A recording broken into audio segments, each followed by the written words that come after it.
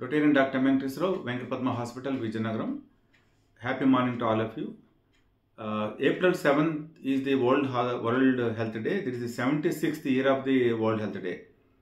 So the World Health has declared world is in a crisis. Why? Because there are many diseases and disasters causes many deaths and disabilities. You observe there are many epidemics, pandemics, and even endemic diseases causes many deaths throughout the world. If you consider the India alone, there are nearly 95 to 1 crore population dying every year, simply because of the top 10 diseases, especially heart disease, strokes, cancer, road traffic accidents, under 5 mortality, respiratory infections.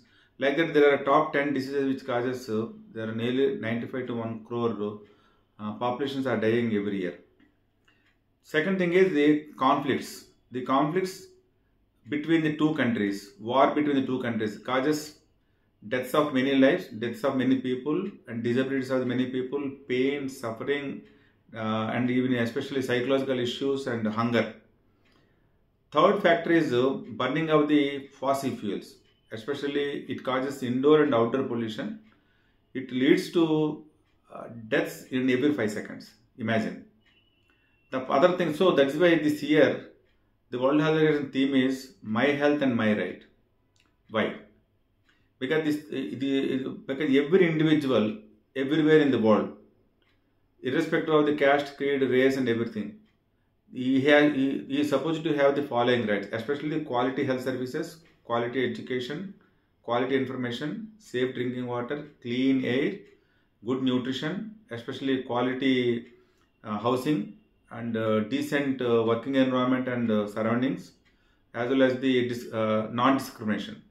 These are all the fundamental human rights for every individual. So that is why the World Health has come out with this theme, My Health and My Right.